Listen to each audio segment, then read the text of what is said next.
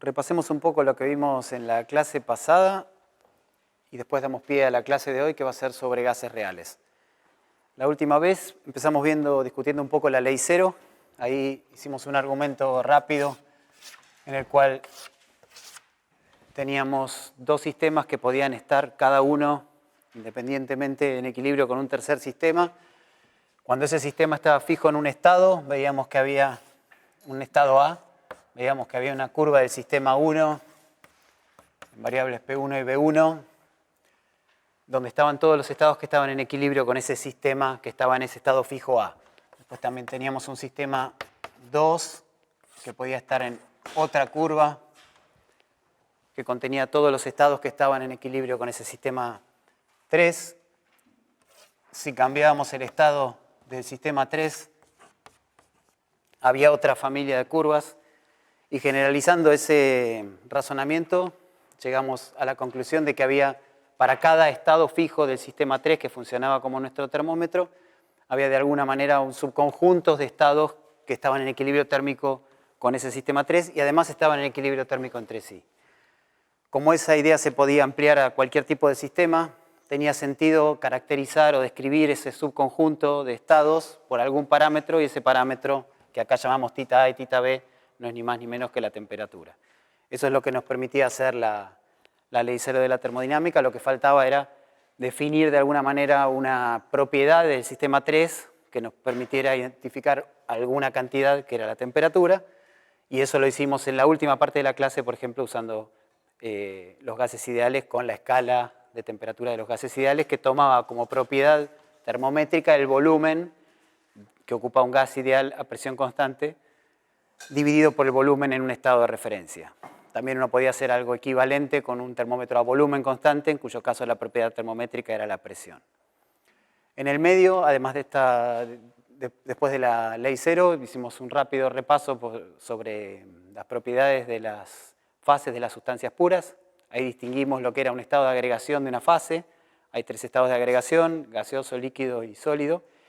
Y una fase es alguna región del sistema con límites claros que tiene las mismas propiedades, que es homogénea entre sí.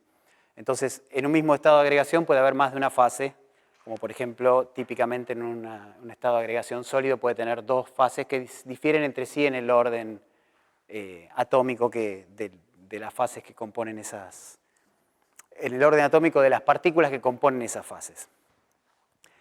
Después de eso vimos el modelo del gas ideal, que es nuestro primer modelo termodinámico. Está basado en datos experimentales, principalmente los experimentos de Boyle, que eran experimentos a temperatura constante, donde él observaba que la presión y el volumen estaban relacionados de una manera hiperbólica, constante. Teníamos relaciones de este tipo entre la presión y el volumen. Eso ocurría para una masa fija y a presiones bajas. Y después vimos los experimentos de Charles y Gay-Lussac, donde teníamos curvas de volumen en función de temperatura a presión constante, también masa fija y presión constante baja. Y ahí teníamos toda una serie de curvitas a distintas presiones que extrapolaban todas a un valor de menos 273.15 en grados Celsius. Y combinando estas dos observaciones a presiones bajas con la hipótesis de Avogadro,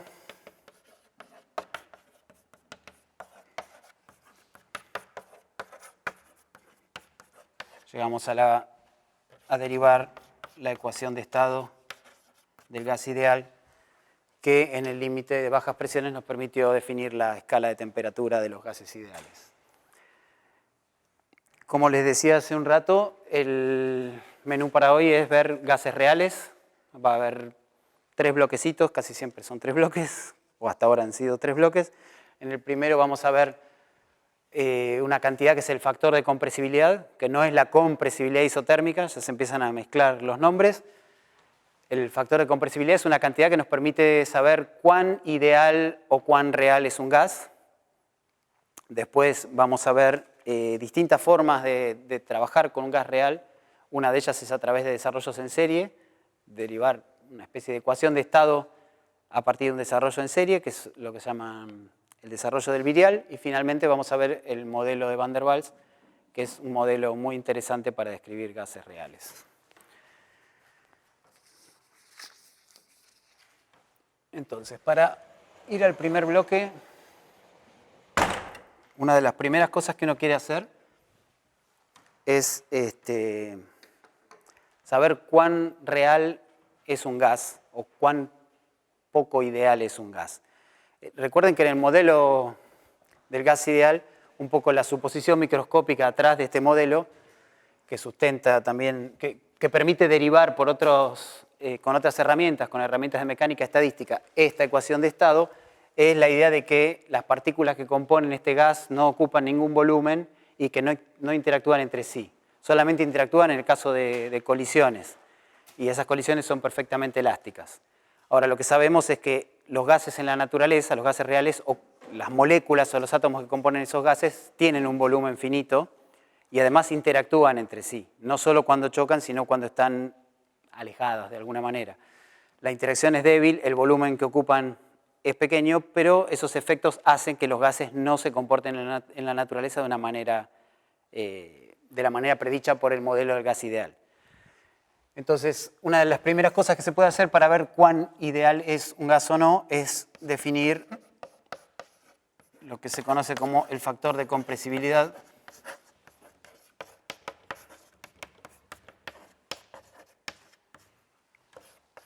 que no es la compresibilidad isotérmica. Esta cantidad usa la letra Z y está definida de esta manera. P por B sobre nRT. Esto podríamos pensar también que es lo mismo que escribir P sobre P ideal, donde P ideal es la presión que tendría un gas ideal, este gas si fuera ideal y ocupara el volumen B y estuviera a la temperatura T. Es una presión supuesta, digamos. Presión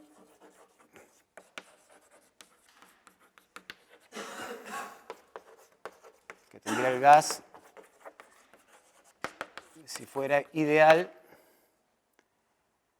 y ocupara el volumen B a la temperatura T.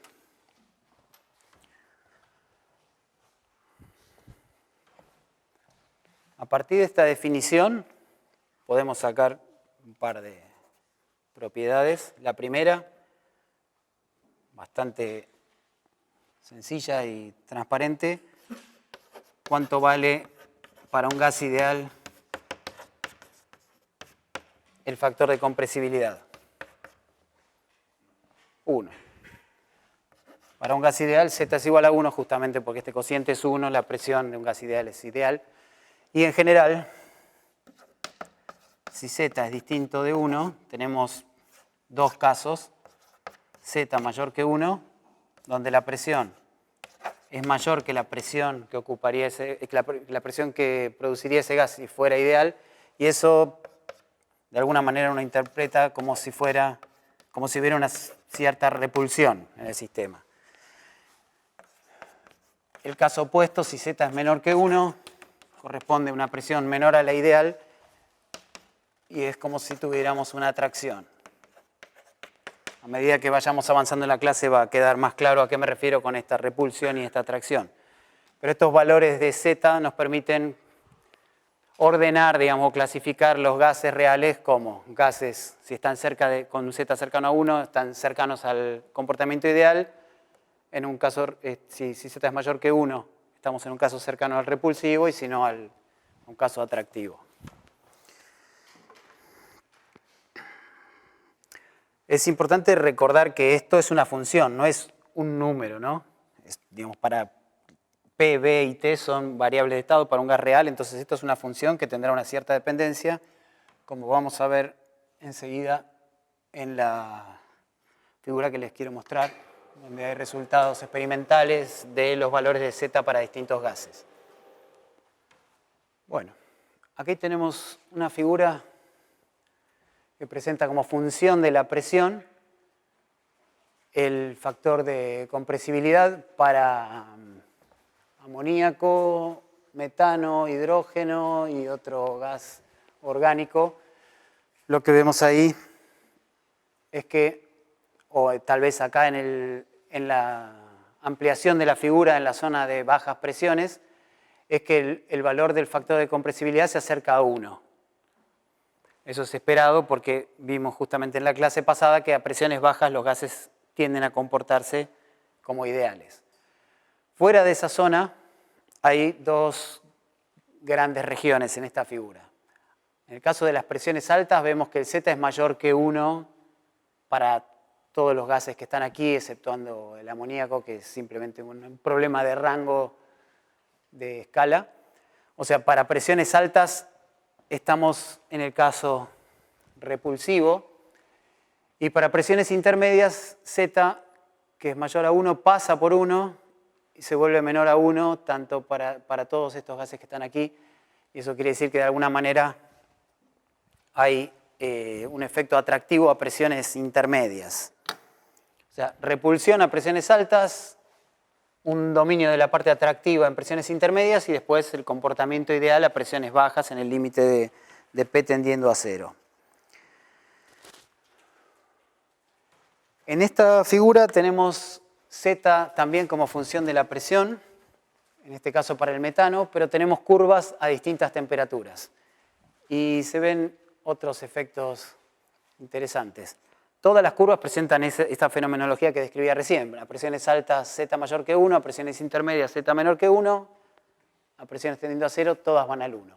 Pero si las miramos como función de la temperatura, lo que vemos es que cuando la temperatura aumenta, la curva de Z se va de alguna manera como aplanando, acercándose a Z igual a 1. El comportamiento se vuelve más ideal. Mayores temperaturas hacen que la parte repulsiva pese menos.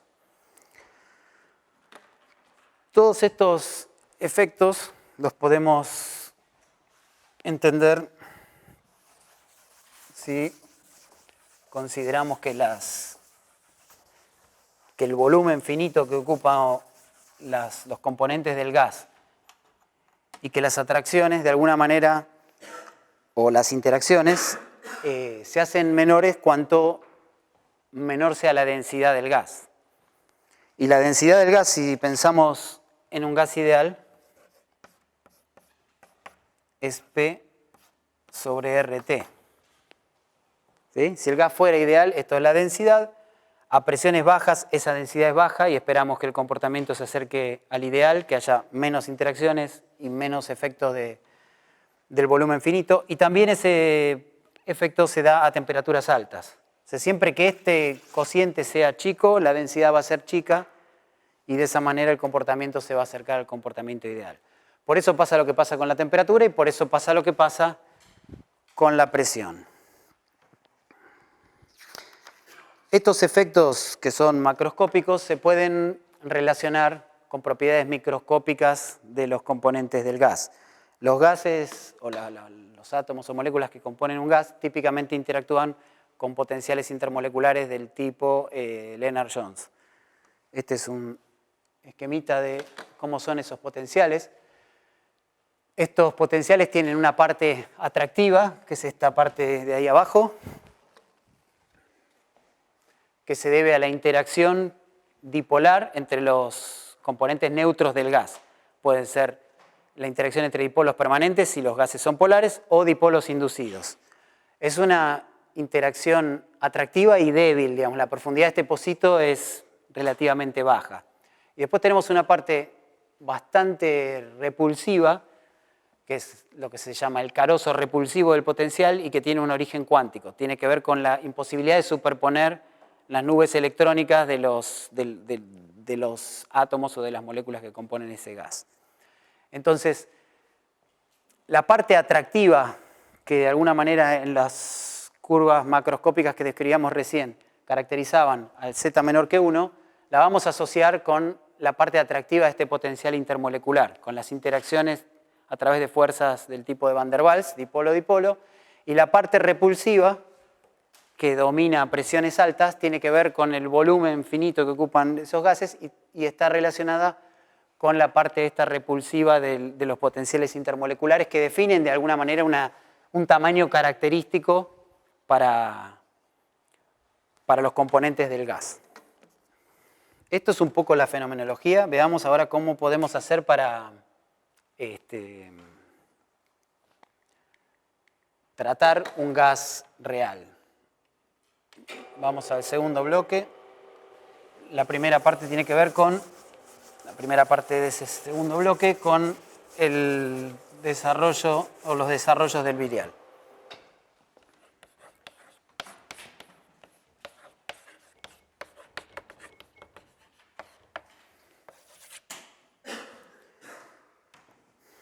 Como vimos recién, en el caso de bajas densidades, los gases acercaban su comportamiento al comportamiento ideal. Entonces resulta útil hacer desarrollos en serie en función de la densidad o eventualmente de la presión para tratar de describir la manera en que se comportan los gases. Hay dos desarrollos típicos. Uno es este que estoy anotando acá, que es escribir un desarrollo como función de la presión.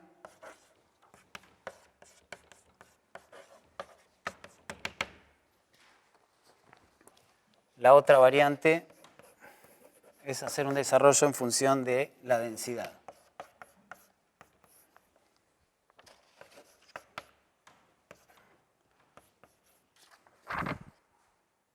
Perdón. Estos llevan una rayita arriba y los de abajo no.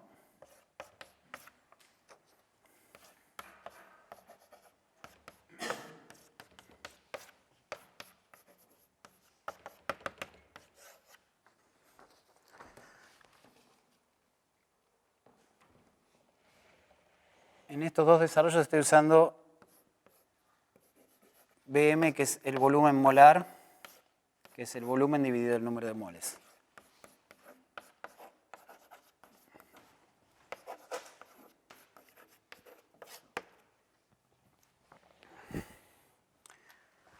La idea que está atrás de estos dos desarrollos es que si vemos que como función de la presión, cuando P tiende a cero, el comportamiento es ideal, bueno, escribamos un desarrollo en serie de la presión. Otra variante es escribir un desarrollo en serie en función de la densidad, que es 1 sobre el volumen molar. Esta es una forma de escribirlo. Por ahí en los libros se encuentran que en lugar del producto P por B figura el factor de compresibilidad Z. Son variantes, lo que cambia es cuál es la forma explícita que toman estos coeficientes, pero uno puede pasar de uno a otro sin ningún problema. Si analizamos un poco estos dos desarrollos, lo primero que podemos ver es que en el límite de P tendiendo a 0 o 1 sobre el volumen molar tendiendo a 0, las expresiones estas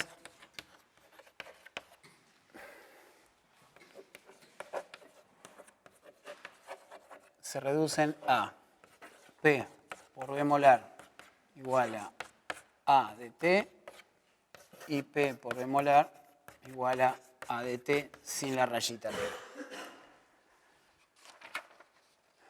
¿Qué concluimos de ahí?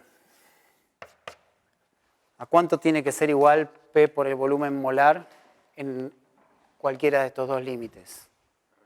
A RT, ¿no es cierto? El comportamiento en estos dos límites es el comportamiento ideal. Entonces de ahí sacamos que A de T es igual a A de T igual a RT. Para cualquier gas, independientemente de quién sea, ya tenemos una expresión para los primeros coeficientes del desarrollo y esa expresión es necesaria para que sea compatible con la ecuación de estado del gas ideal. La forma que tienen los otros coeficientes, B, C, etcétera, depende de cuál sea el gas que estemos tratando de describir. No hay una única forma para cualquier gas. uno puede acceder a la forma de estos coeficientes experimentalmente a través de mediciones. En general, con la precisión de las mediciones no se pueden determinar más que 2 coeficientes por encima del A, o puede acceder a estos coeficientes a través de un modelo, a través de cálculos realizados con técnicas de mecánica estadística, donde estos coeficientes involucran probabilidades de colisiones entre 2, 3, etcétera, partículas o componentes del gas. De cualquiera de las formas en las que uno llegue, cada uno de estos coeficientes va a tener una forma particular que va a ser característico del gas que estemos estudiando. Lo importante es que como estas cantidades son las mismas, hay una relación entre estos B, C, D, etcétera, que se puede sacar jugando un poco algebraicamente con esto. Una posibilidad es despejar P de esta expresión, escribirla como función del volumen molar, reemplazarla en las potencias de P aquí y después juntar todas las potencias iguales de las recíprocas del volumen molar, y como ese desarrollo tiene que ser 0, de ahí salen relaciones que ahora directamente las anoto para que las tengan como referencia. Entonces, relacionando los dos desarrollos,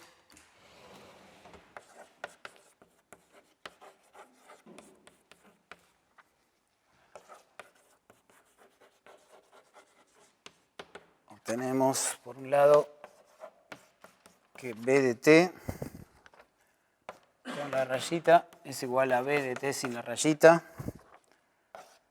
pero C de t por lo menos cambia para que esto tenga sentido. C de t menos B cuadrado de t sobre A de t.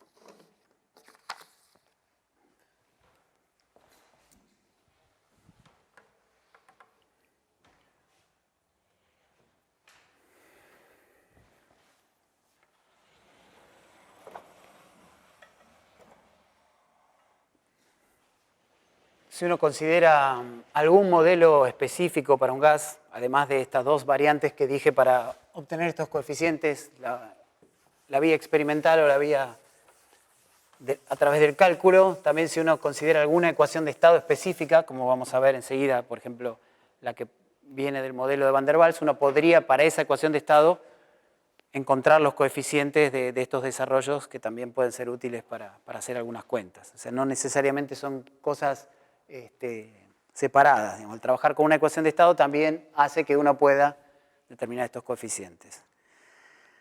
Bueno, si no hay preguntas, vamos al tercer bloque, que es el modelo o gas de Van der Waals.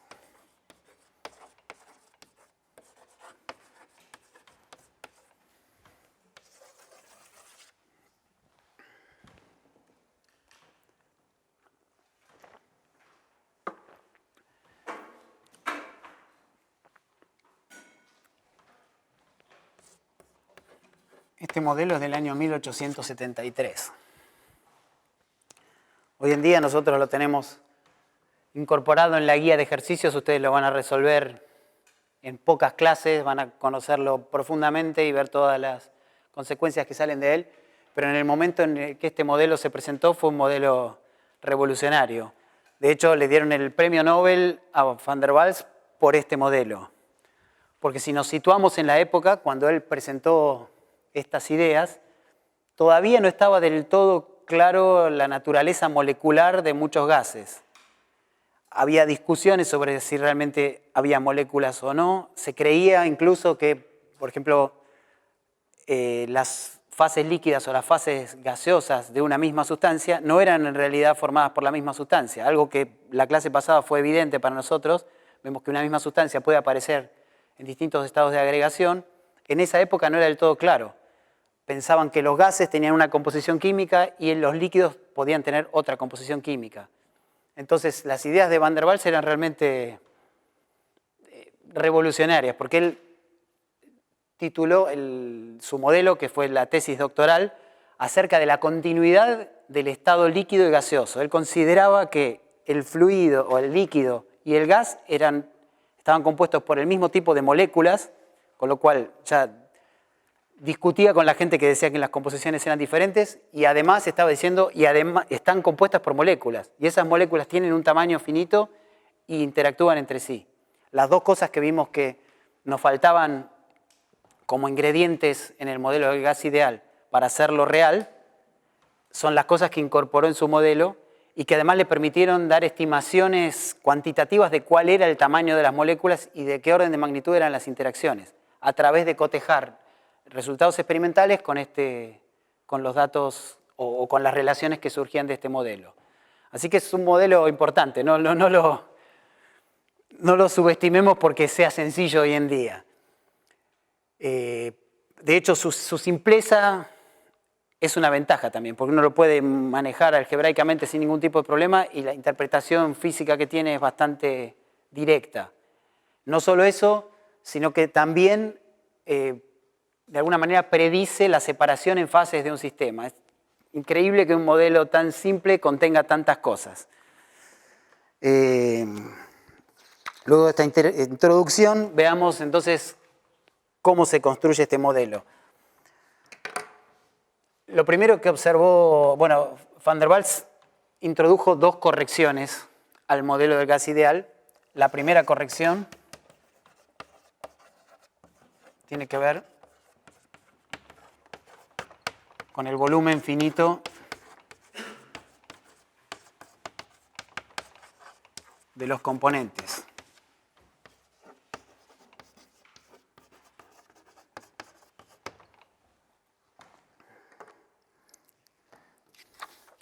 Lo que él notó era que si uno tomaba el límite cuando P tiende a infinito del volumen molar en el gas ideal,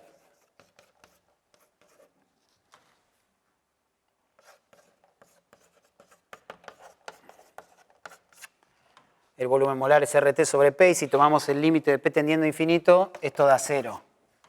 Y eso no tenía sentido, porque justamente las moléculas o los componentes del gas, suponiendo que exista una tal cosa, tienen un cierto volumen. Entonces, la primera corrección es bastante sencilla. Lo que él propuso es decir,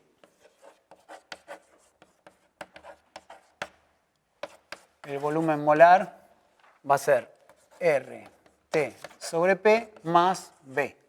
Un cierto parámetro B, que habitualmente se lo conoce como covolumen y que está relacionado justamente con el volumen que ocupan los componentes del gas en ese gas. Van der Waals estuvo bastante preocupado por este parámetro. En el modelo final queda como un parámetro fijo, es un número que depende de los distintos tipos de gas, pero él estaba convencido que esto era en realidad una función del volumen molar, pero encontrar una expresión sencilla o razonable para la dependencia de esto con el volumen molar no era del todo fácil, entonces terminó trabajando con un parámetro fijo.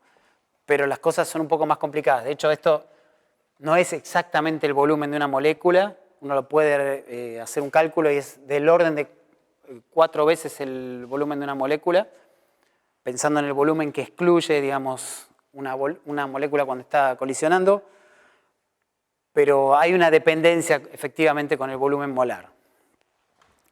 Pero bueno, esa primera corrección es más o menos accesible. Si uno reordena esta expresión, la ecuación de estado queda, por ahora, solo con la primera corrección, de esta manera.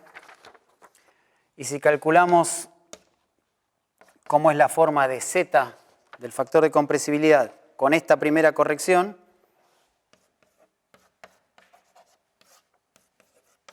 Z, que es P por Bm sobre RT, queda igual a Bm, el volumen molar,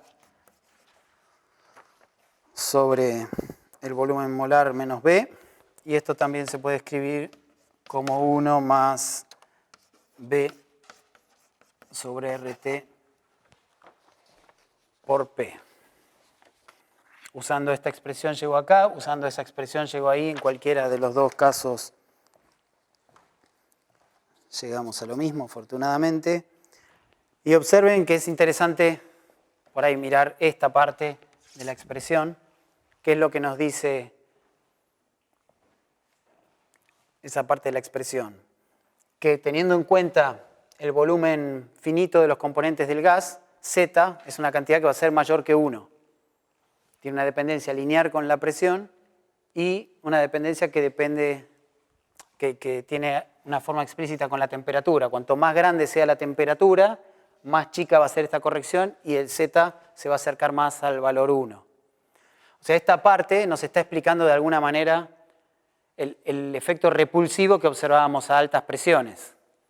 Las repulsiones a altas presiones tendrían que ver, según este modelo, con el efecto del covolumen, con el hecho de que los componentes del gas tienen un volumen finito.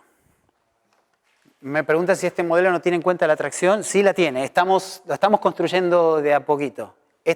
La primera corrección tiene que ver con el volumen finito. Observando esto vemos que explica parcialmente los datos experimentales. Eso motiva la incorporación de una segunda corrección que tiene que ver justamente con la atracción entre los componentes del gas. Este B es siempre positivo, ¿no? Es un volumen, así que no tendría sentido que fuera negativo. El orden de magnitud es del orden del volumen molar de la sustancia líquida o sólida, si uno quiere estimar a ojo más o menos cuánto debería ser ese B. Bueno, la segunda corrección tiene que ver entonces con lo que recién mencionaba, con el efecto atractivo, o la interacción atractiva entre los componentes del gas.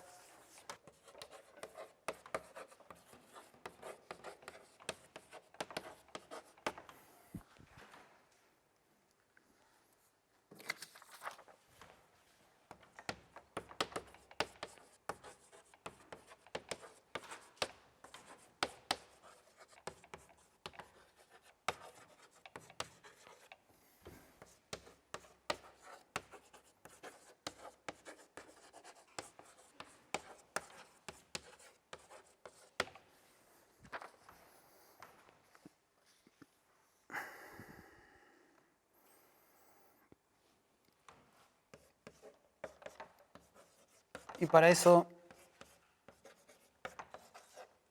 lo que Van der Waals propuso es, de alguna manera, imaginar. Bueno, sabemos que la presión está relacionada con el impulso medio que transfieren las partículas. Por ejemplo, si pensamos en las paredes del contenedor donde está ese gas, el impulso medio que transfieren las partículas en las colisiones contra las paredes está relacionado con la presión.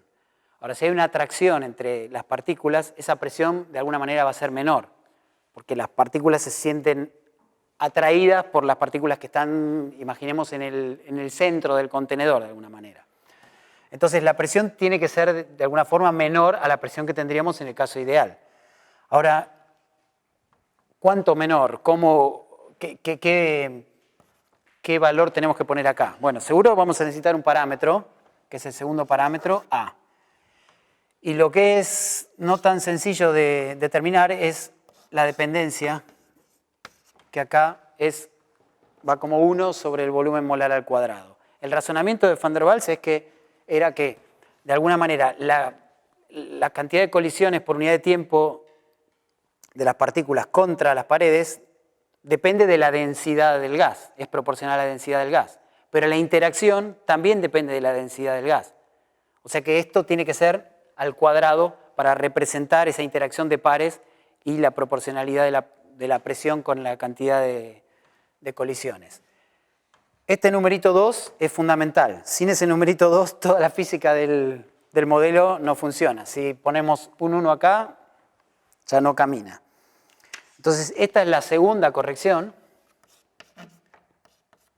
Y al ser A positivo, está representando la interacción atractiva, justamente porque pusimos el menos acá y eso tiende a disminuir la presión.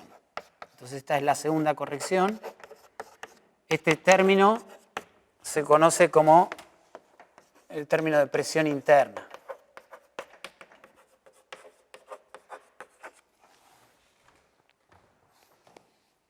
Y toda esta expresión, ahora sí completa, es la ecuación de estado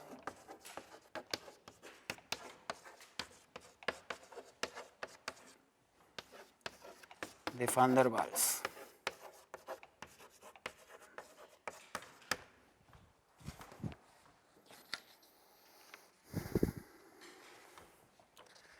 Si hacemos el mismo jueguito que acá, calculamos Z para ver cuál es el efecto de este segundo término.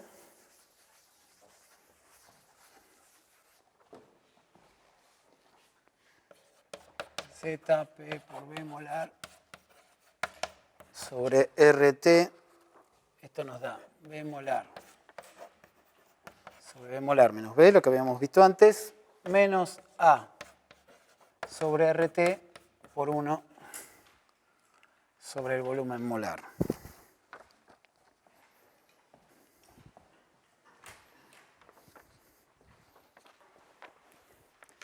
Este primer término sabíamos que era mayor a 1, por lo que discutimos recién, y este término que es negativo, con el menos incluido, disminuye de alguna manera el valor de Z. Esto entonces es la parte repulsiva. Y esto que está acá es la parte atractiva.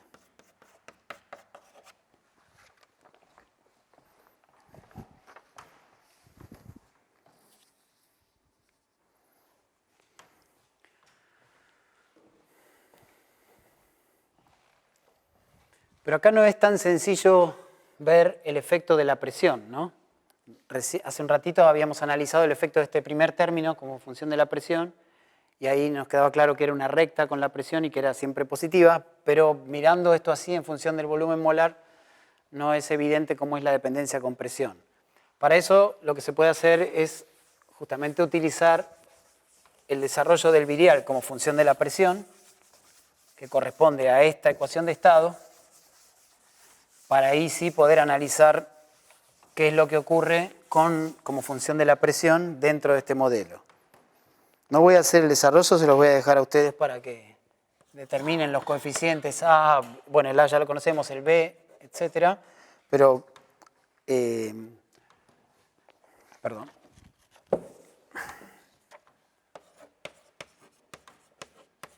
Usando este desarrollo del virial.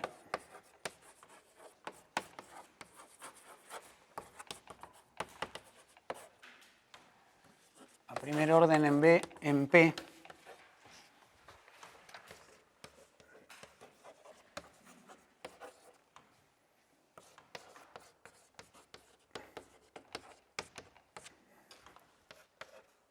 Lo que obtenemos es P por Bm igual a RT más B menos A sobre RT por P.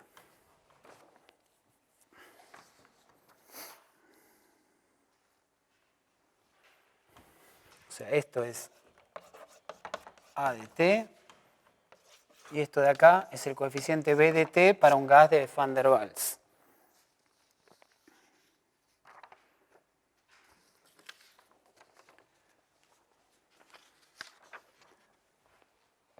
¿Me siguen? Entonces calculemos Z sobre esa expresión. Va a tener sentido para presiones bajas porque estamos quedándonos solamente con el primer término.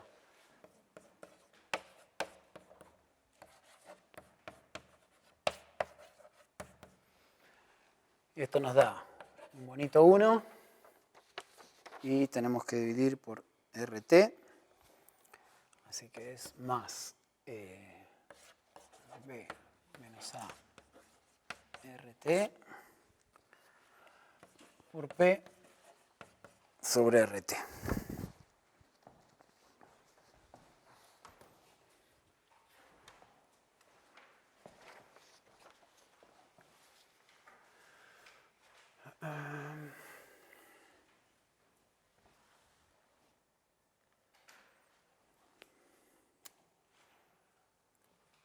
Lo copio acá abajo, así se ve cuando baje la pantalla.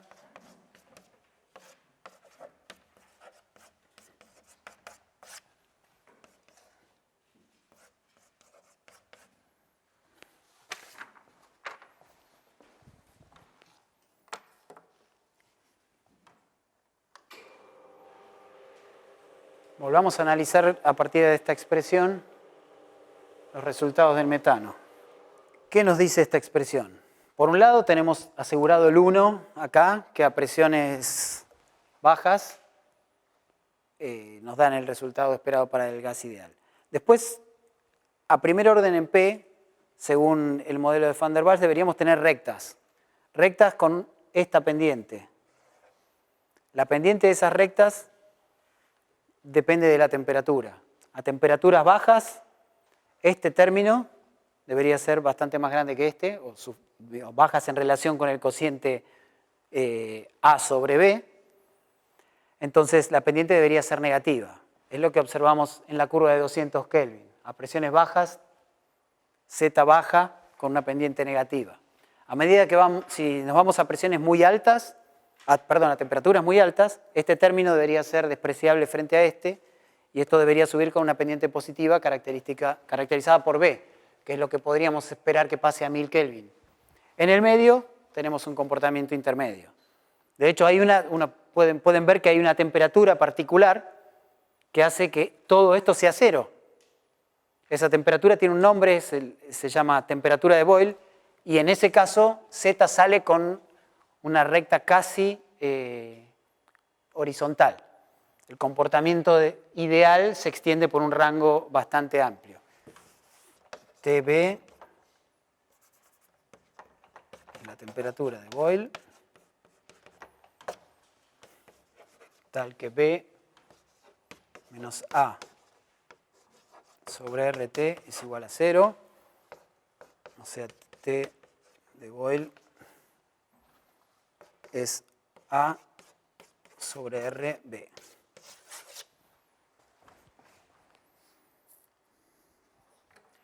Para ver el efecto después a presiones más altas, uno debería obtener el otro coeficiente y buscar la formita, pero estas cosas funcionan razonablemente bien.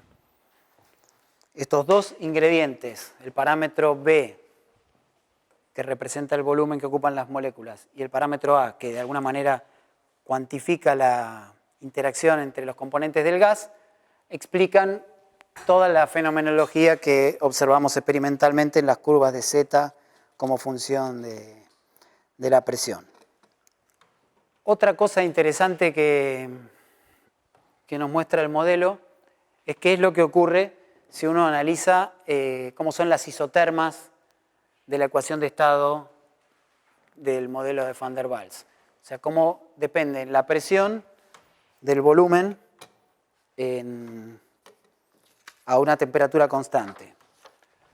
Déjenme que escriba rápidamente de vuelta la ecuación acá para que puedan visualizar.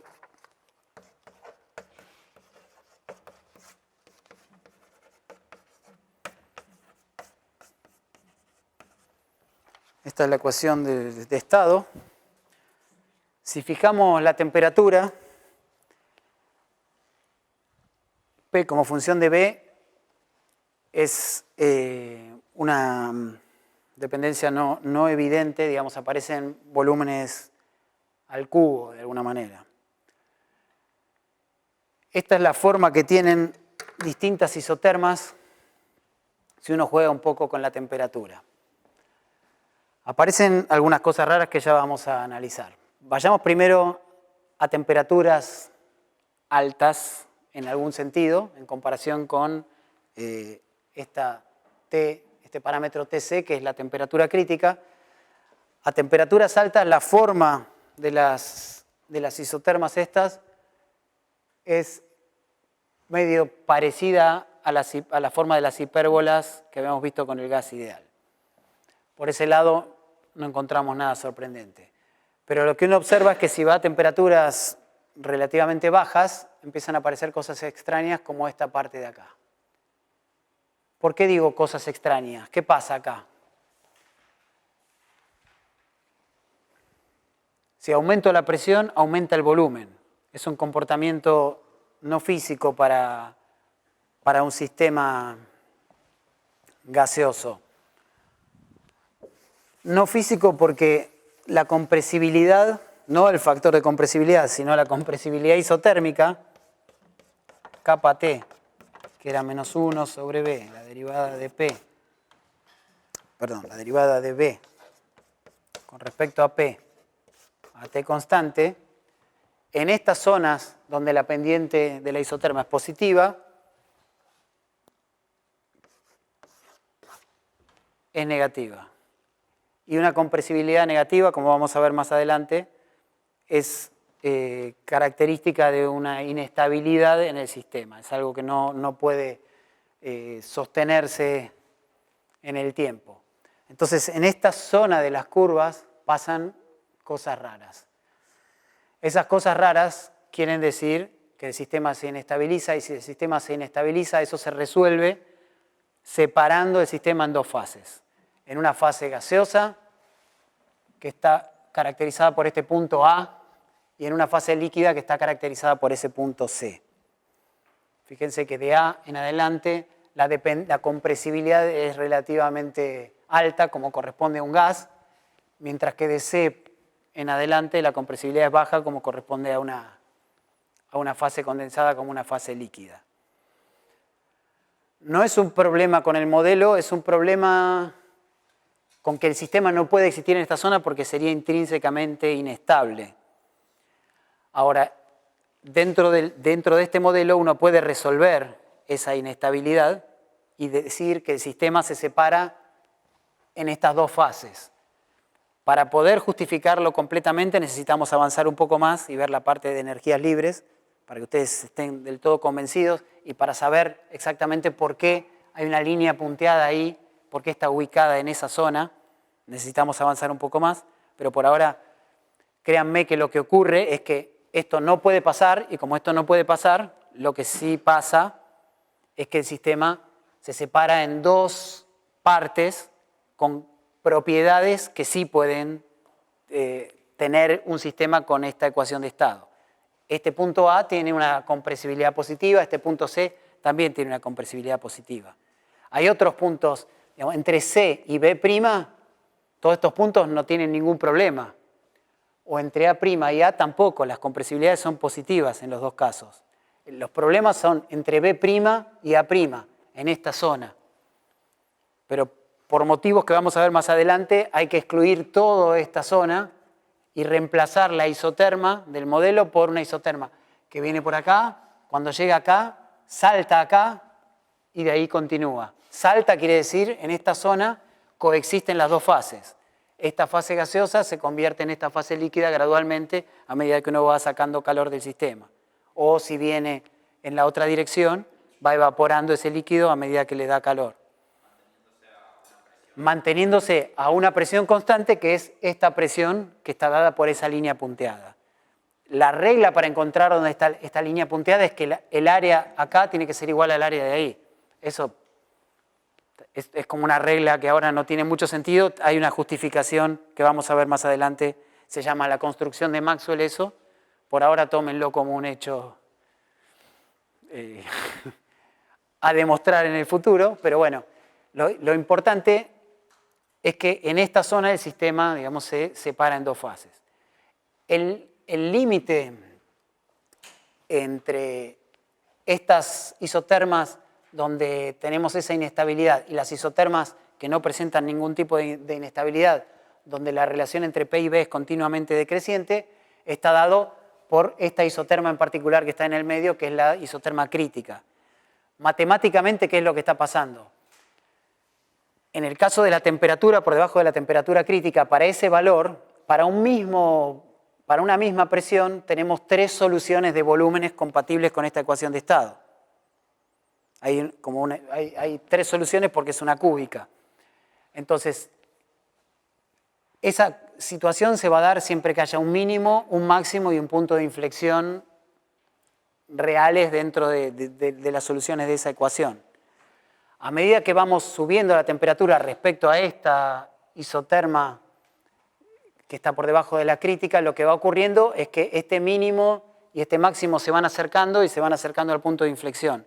Hay un punto donde el mínimo, máximo y el punto de inflexión coinciden y ese punto es justamente, o esa temperatura, es la temperatura que corresponde a la temperatura crítica. Esa es la condición crítica para el gas, para el fluido. Eso nos provee una ecuación para determinar cuál es el valor de la presión crítica, que es la presión que está dada por este punto, el volumen crítico, que es el que está dado por este punto de acá, y la temperatura crítica, que es aquella temperatura donde pasa lo que decía recién. Mínimo, máximo y punto de inflexión coinciden en un mismo valor. Eso es decir que la derivada de P con respecto al volumen molar a temperatura constante es igual a 0 y la derivada segunda de P con respecto al volumen molar a temperatura constante también es igual a 0. Estas dos condiciones son las que determinan las coordenadas críticas del sistema.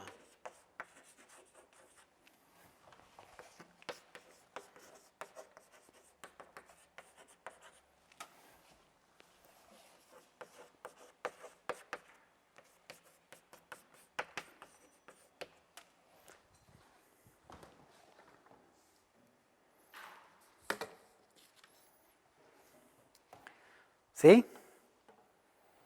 Entonces las isotermas salen de esta expresión. Para algunos valores de temperatura hay tres soluciones para un mismo valor de presión. Cuando pasa eso, estamos por debajo de la temperatura crítica. Cuando hay una única solución, estamos por encima. Y cuando esas tres soluciones coinciden en un punto y los mínimos y máximos y el punto de inflexión están en el mismo valor, ahí estamos justo en las coordenadas críticas. Eso es lo que nos permite separar estos dos regímenes. No voy a hacer la cuenta explícita de estas derivadas, igualarlas a 0 y despejar, simplemente les voy a anotar qué es lo que resulta de hacer ese procedimiento.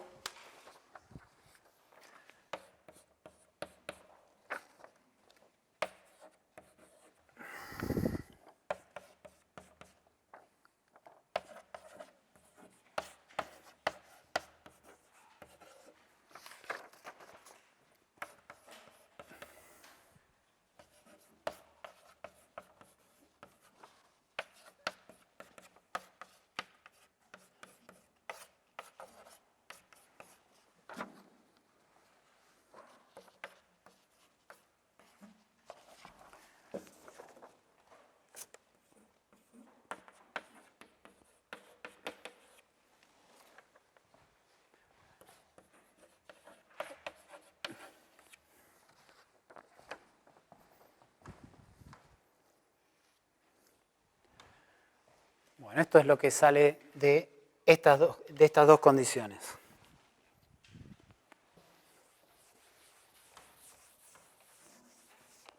El volumen crítico es 3 veces el covolumen. Este es un volumen molar, no le pongo la M para no llenar de simbolitos.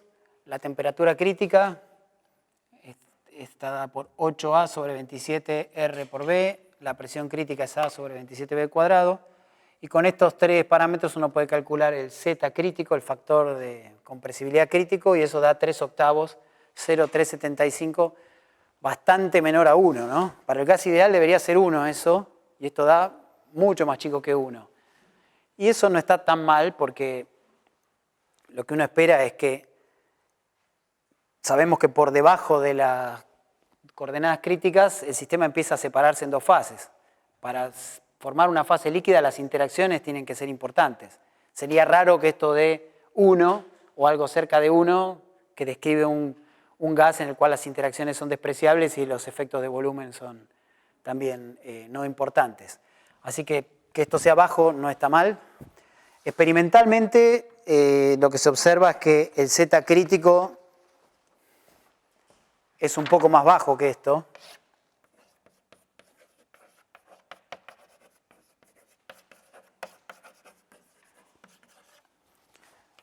el 80% de los gases tienen un Z crítico entre 0,25 y 0,30.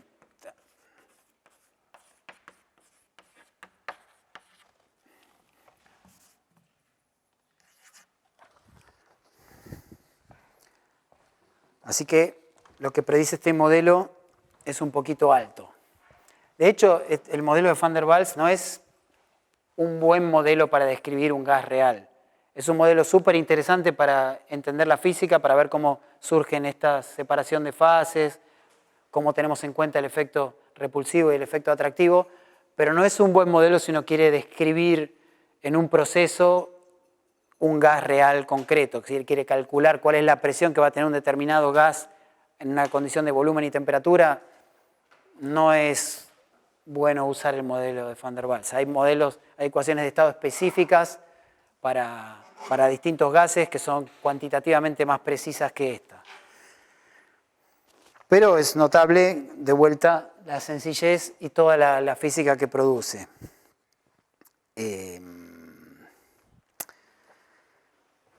¿Qué otra cosa podemos decir?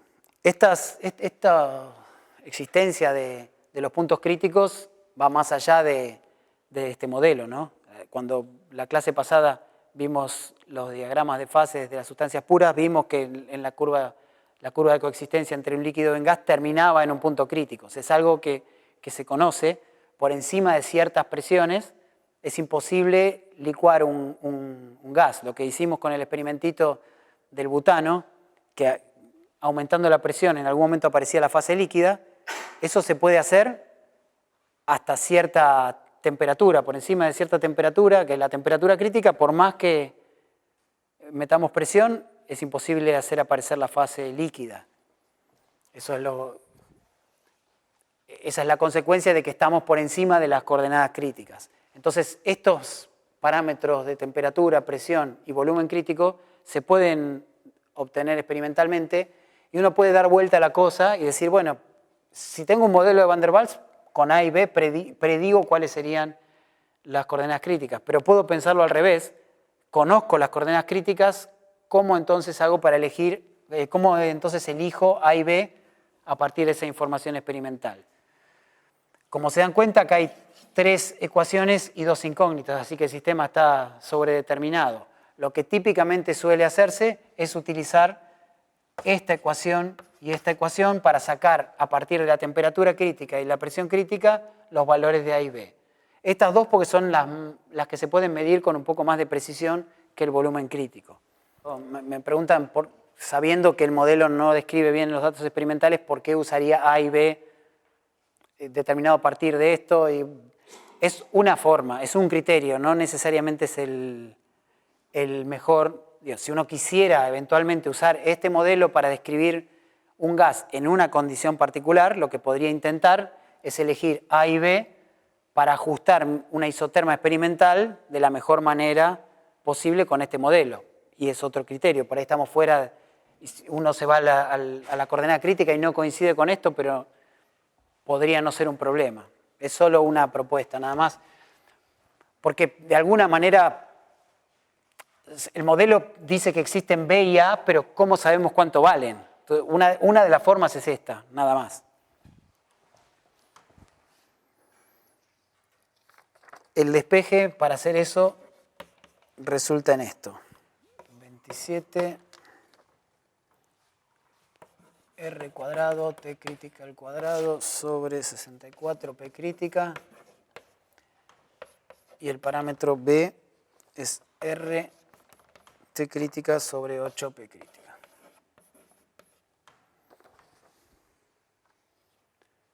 Entonces estos son A y B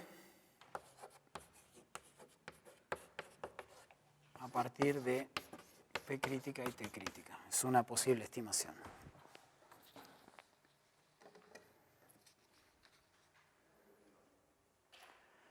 Me preguntan de qué cantidades terminan dependiendo A y B en el modelo. Dependen del tipo de gas que uno está estudiando de alguna manera. Pero no hay un cálculo de estos parámetros en función de otros parámetros. El modelo dice, tengo esta ecuación de estado tiene estos dos parámetros y a partir de estos dos parámetros, jugando con estos valores, vos vas a obtener toda una determinada física. La interpretación de esos parámetros es que este está relacionado con el volumen que ocupan los componentes y este con las atracciones. Ahora, no te da el modelo una metodología para calcularlos.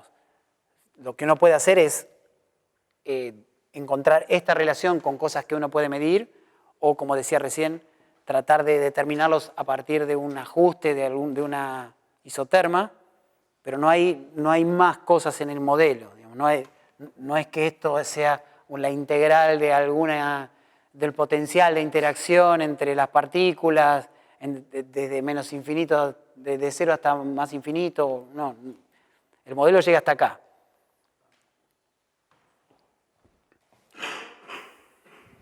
¿Alguna otra pregunta? Sí. No, me preguntan cómo se determinan de alguna manera las coordenadas críticas, si es a partir del momento en que el gas empieza a licuarse. En el punto crítico hay un montón de fenómenos físicos interesantes, hay un montón de cantidades que divergen. En particular, la compresibilidad isotérmica que mirábamos recién, que tenía una parte no física en las isotermas por debajo de la temperatura crítica. En la temperatura crítica justo la derivada es cero de P con respecto a B. Eso quiere decir que la compresibilidad diverge. Y hay otras cantidades que divergen. Entonces hay un montón de fenómenos que se pueden estudiar para determinar que uno está en el punto crítico. Hay una cosa que se llama la opalescencia crítica. Si uno mira el líquido, cuando está pasando por la temperatura crítica, el líquido se vuelve opaco por un instante y después se evapora. Entonces hay un montón de fenómenos que permiten identificar que uno está en la coordenada crítica. Y el estudio de cómo divergen las cosas en las coordenadas críticas es todo un campo que van a ver con más detalle en la parte estadística. Digamos, la dependencia con respecto a las variables de las divergencias, esas da mucha información sobre la física del sistema. Pero todo eso excede este modelo en particular. Pero sí, son cosas que se estudian y se determinan experimentalmente relativamente bien. ¿Alguna otra preguntita más? Bueno, el último bloquecito es muy cortito. Tiene que ver con otra idea que propuso Van der Waals también y que se conoce como la ley de estados correspondientes.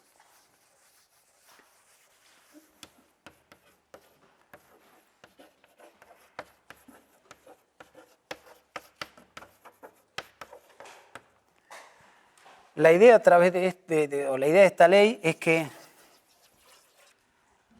las coordenadas críticas ofrecen una escala natural para medir las propiedades de un determinado gas. Y eso uno lo puede tener en cuenta a partir de definir unas variables reducidas, que son unas variables adimensionales, que se obtienen dividiendo cada una de las magnitudes por la magnitud crítica correspondiente. O sea, podemos armar una temperatura reducida, que es medir la temperatura en unidades de T sobre T crítica, una presión reducida, que es medir la presión en unidades de la presión crítica, y un volumen reducido, que es medir el volumen en unidades del volumen crítico. Lo interesante de esta ley, que todavía no enuncié, pero voy a enunciar en breve, es que si uno observa las propiedades de distintos gases en estas variables, todas las propiedades colapsan en curvas universales. Vamos a mirar la figura para que sea más claro esto. Lo que tenemos aquí es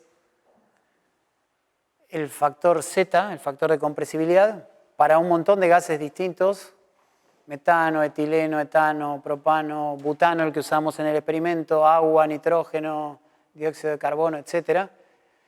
Este factor de compresibilidad como función de la presión reducida. Y las distintas curvas que están ahí están caracterizadas por valores de temperatura reducida. Esta es temperatura reducida 2, o sea, esto corresponde a 2 veces la temperatura crítica Esto es 1,5 veces la temperatura crítica, 1,3 y así siguiendo. Esto es la temperatura crítica. Y lo que ven es que para los distintos gases, en estas variables, los datos caen sobre estas curvas universales. O sea, si mido las cosas en coordenadas críticas, en unidades de las coordenadas críticas, las propiedades caen en curvas que son independientes de la naturaleza del gas que estamos mirando. Esta idea de Van der Waals en principio es independiente del modelo. Esto es Z. No estamos usando el modelo de Van der Waals para calcular nada. Es el cociente de P por B y RT. Y estas curvas que él propuso, analizar, fueron bastante útiles en unos años después, cuando se estaba buscando licuar el hidrógeno y el helio, que fue una cosa bastante complicada, se logró cerca del 1900. Y a partir de estas curvas se guiaron, conociendo más o menos o estimando las coordenadas críticas del hidrógeno y el helio, sabían experimentalmente en qué rango de presión y temperatura jugar para poder licuarlo.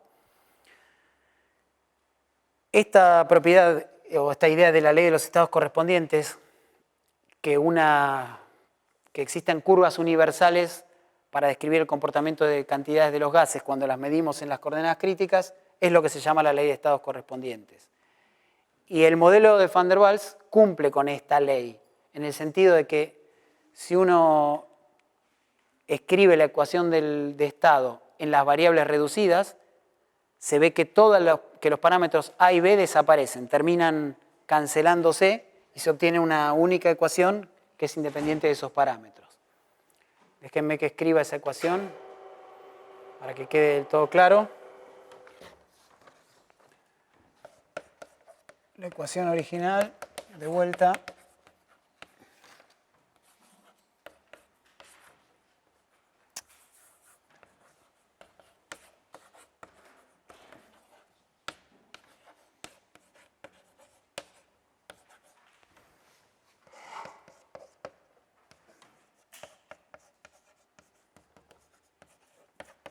Y la ecuación en variables reducidas.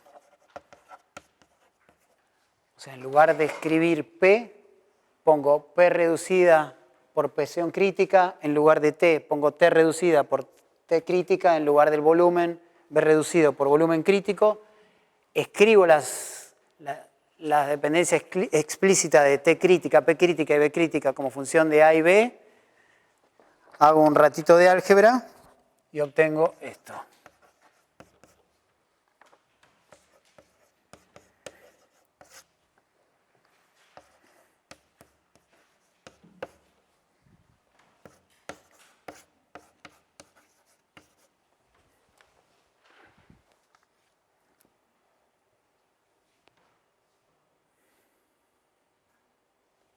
Por ejemplo, la temperatura crítica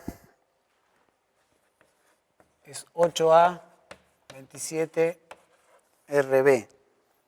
Entonces lo que hago acá es poner T reducida por T crítica, lo que es igual a TR por 8A 27 RB. ¿Sí? Hago lo mismo acá con la presión y lo mismo con el volumen. Coctelera algebraica y llegamos acá. Notable, ¿no? No hay nada que nos diga quién es el gas ahí.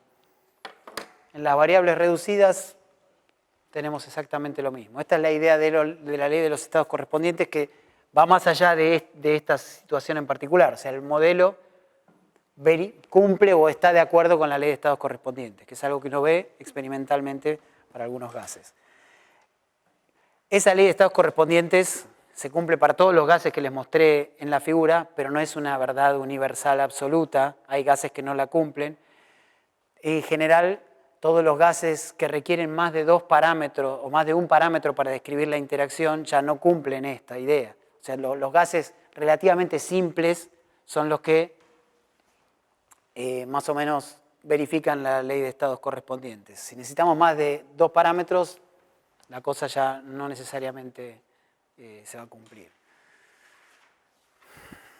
¿Qué más?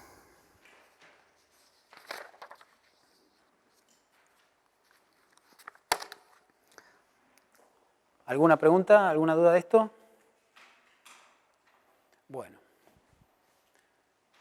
Bueno.